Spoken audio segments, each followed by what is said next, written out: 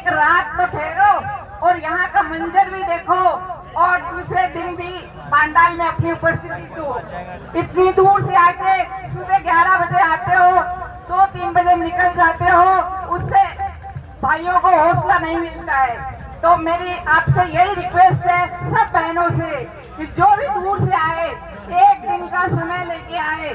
मैं आज 13 दिन से यहाँ हूँ और किसी रिश्तेदार के यहाँ नहीं ठहरी हूँ। मैं यहाँ आरुषि पीजी है उसमें ठहरी हुई हूँ। अगर किसी को लगे कि अगर इसके तो रिश्तेदार है तो रह लेगी तो क्या बड़ी बात है, इसीलिए मैं ये क्लियर कर रही हूँ कि मैं पीजी में रह रही हूँ। ठीक है। और दूसरा ये कहना चाहती हूँ कि जब जैसे मन्नत पूरी होती है बकरे की बलि दी जाती है, तो मैं अशोक जी से ये पूछना चाहती हूँ कि क्या आप मन्नत के लिए बलि चाहते हो तो ये शेरनी तैयार है, मैं बलि दे दूंगी। लेकिन मेरे भाइयों को इतना मत तड़पाओ।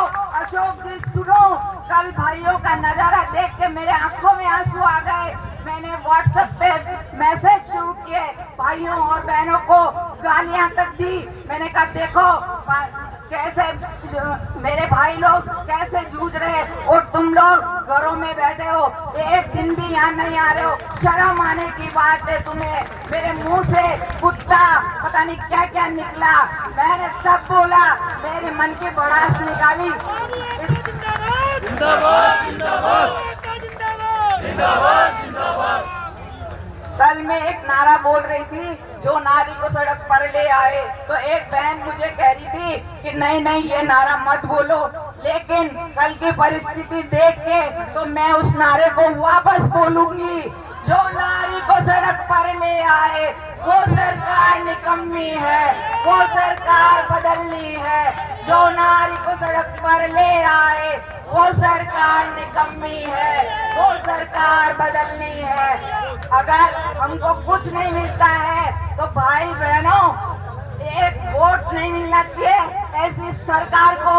मैं आपसे ये कहना चाहती हूँ, मैंने पहले भी कुछ पंक्तियां बोली थी, आज मैं दूसरी लिख के लाई थी, लेकिन कल का ये माहौल देख के मुझे वही पंक्तियां बोलनी होगी। याचना नहीं अब रण होगा, संघर्ष बड़ा भीषण होगा। अब तक तो सहते आए हैं, अब और नहीं सह पाएंगे। हिंसा से अब तक दूर रहे, अब और नहीं रह पाएंगे। मारेंगे या मर जाएंगे, बाबुओं का यही प्रण होगा। लास्ट में मैं एक नारा, बाबू बाबू बाबू बाबू लेकर रहेंगे। बस मैं इतना ही कहूंगी। और बहनों, दूसरी बहनों को भी बोलो कि वो आए और यहाँ एक रात रुके, एक रात 8 बजे की आरती और बाद में जो ये व्यवस्था होती है, कैसे ये लोग सोते हैं, कैसे ये लोग नहाते हैं। और हाँ, एक और मैं बताऊं, एक ग्रुप में हमने एक दिन जब मैं और दुर्गा बहन थी तो टैंकर से लोग नहा रहे थे, तो उसका फोटो हमने लेके हमने तो मोटिवेशन करने के लिए डाला कि देखो लोग कैसी कैसी परिस्थितियों में रह रहे हैं। तो एक हमारे ग्रुप में एक सज्जन बोले, और इनको रोको, ये कैसे कैसे सीन डाल रही है। अरे भाई क्या डाल दिया, नहाने का ही तो सीन डाला है, ऐसा क्या सीन डाल दिया। एक बात और याद आ गई मुझे, जब मैं यहाँ आ रही थी तो मेरे एक केस था जिसमें FIR दर्ज करवानी थी, तो वकील साहब का फोन आया। मैंने कहा सर मैं तो कल जयपुर जा रही हूँ वहाँ पड़ाव में। तो बोले पागल हो क्या, औरतें जाती है क्या हड़ताल में, आदमी करते हैं हड़ताल।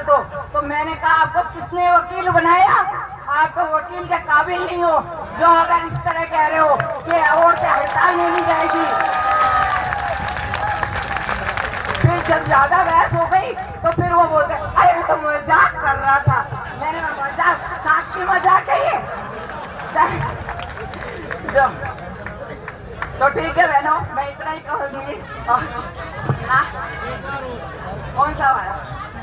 अच्छा, जो नारी को सड़क पर ले आए वो सरकार निकम्मी है, वो सरकार बदलनी है। जो नारी को सड़क पर ले आए वो सरकार निकम्मी है, वो सरकार बदलनी है। साहब 1-2 दिन यहाँ के बैठ के देखो, एसी की गाड़ियों में, एसी के ऑफिस में बैठे रहते हो और पीड़ा को नहीं समझ रहे हो। ऐसी बात नहीं है कि आपकी हमारी आवाज आप तक नहीं पहुंच रही है, लेकिन आप करना नहीं चाहते कुछ भी। लेकिन कितने दिन बिठाओगे? मैं तो 1 महीना भी और बैठना पड़े तो यही रहूंगी। आज सुबह मेरे सासू जी का फोन आया कि आगे क्या काकरोली। मैंने कहा नहीं तो कतरा दिन रही बटे, मैं क्यों जत्रा ये पांडाल नहीं उठे, जत्रा में नहीं आऊंगा घरे।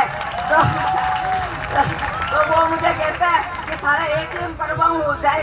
मैं क्यों, कोई बात तो नहीं, नो हो तो, पर हमारा भाई लोग ने मनोबल तो है मारो, या बहन है।